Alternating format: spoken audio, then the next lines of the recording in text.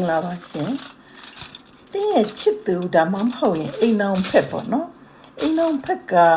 တကယ်လို့များဖောက်ပြန်မှုတယ်ဆိုရင်အမျိုးသားပဲဖြစ်ဖြစ်အမျိုးသမီးပဲဖြစ်ဖြစ်ဖောက်ပြန်တဲ့သူရှိခဲ့တယ်ဆိုရင်တစ်ချိန်ဖောက်ပြန်မှုတယ်ဆိုရုံနဲ့ကိုစိတ်ကမလုံခြုံတော့ဘူးပေါ့နော်နောက်တစ်ချိန်ဖောက်ပြန်လိမ့်မလားဆိုတဲ့စိတ်နဲ့ပူပန်မှုကအမြဲရှိနေတတ်ကြပါတယ်တကယ်လို့များတင့်ဘဝမှာအဲ့လိုရှိတယ်ဆိုခဲ့ရင်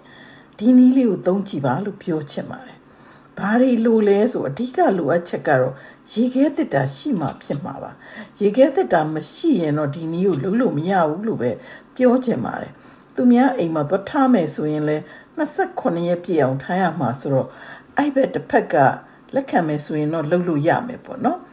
အခု procedure ကိုစပြီးပြောပြပါမယ်လိုအပ်တာငပြောသီးလိုပါတယ်ငပြောသီးကမှဲ့လေးပိုကောင်းနေပါပဲကျမတော့ရှိတာသုံးတော့တိတ်တော့မမှဲ့ဘူးဒီတဲ့ပိုမှဲ့ရင်ပိုကောင်းပါတယ်အဲ့ငပြောသီးကိုဒီလိုနှစ်ချမ်းခွဲလိုက်ပါခွဲပြီးရင်အဲ့ဒီအမျိုးသားဖြစ်ဖြစ်အမျိုးသမီးပေါ့နော်သူ့ရဲ့နာမည်နဲ့မွေးသက်ကလေးကိုရေးထားပါတယ်ကျမအောင်ဝင်းလို့ရေးထားပါနော်ဘယ်သူပဲဖြစ်ဖြစ်ပေါ့လေနာမည်ပေါ့ပြီးတော့သူ့ရဲ့မွေးသက်ကလေးပေါ့31102000ပေါ့တက်ကလေး2000ဒါမွေးနေ့ကိုရေးထားတာပါအဲ့လိုမွေးနေ့ရေးထားတဲ့စာရွက်ကလေးကိုဒီငပြောသီးထဲမှာထည့်လိုက်ပါထည့်ပြီးအဲ့ငပြောသီးဒီစာရွက်ပေါ်ပေါ့နော်ပက်ပါပေါ့ငရုတ်ကောင်းအမဲကိုထပ်ပြီးတော့ဖြူးရပါတယ်ဒီစာရွက်ပေါ်မှာငရုတ်ကောင်းအမဲကိုဖြူးရမယ်ပေါ့နော်ဖြူးပြီးရင်ဒီစာရွက်နဲ့ငပြောသီးကိုဒီလိုပိတ်လိုက်မယ်ပိတ်ပြီးလို့ရှိရင်နောက်ထပ်လိုအပ်တာအလူမီနီယမ်ဖိုင်လို့ခေါ်တယ်ပေါ့နော်ခဲဘတ်စက်ကူလို့ခေါ်ကြလားမသိဘူး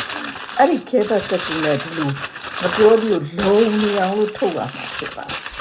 အဲ့လိုရှိတစ်ခုလုံးကလုံးနေအောင်လို့ထုတ်လိုက်ရမယ်ထုတ်ပြီးရင်တော့ရေခဲသစ်တာတွေကဖရီဇာပေါ့နော်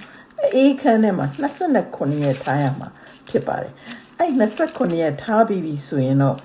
28ရက်မြောက်တဲ့နေ့ပေါ့လေအဲ့ဒီနေ့မှာထုတ်ယူပြီးတော့ဒီငပြောသီးကိုမြေကြီးထဲမှာမြုပ်ရမှာဖြစ်ပါတယ်အဲ့မြေကြီးကလည်းသစ်အိမ်နဲ့လည်းဝေးရမယ်နောက်လူသူရှင်းတဲ့နေရာမြေကြီးတနေရာပေါ့နော်ပင်လယ်ကမ်းခြေမှာသွားမြုပ်ရင်လည်းရတယ်တစ်တောထဲမှာသွားမြုပ်ရင်လည်းရတယ်ပေါ့လေကိုယ်အိမ်နဲ့တော့ဝေးရမယ်ပေါ့အဲ့နေရာမှာသွားမြုပ်ထားလိုက်ပါအဲ့လူကနောက်တစ်ချိန်ထပ်ပြီးမဖောက်ပြန်တော့ဘူးလို့တွေ့ရပါတယ်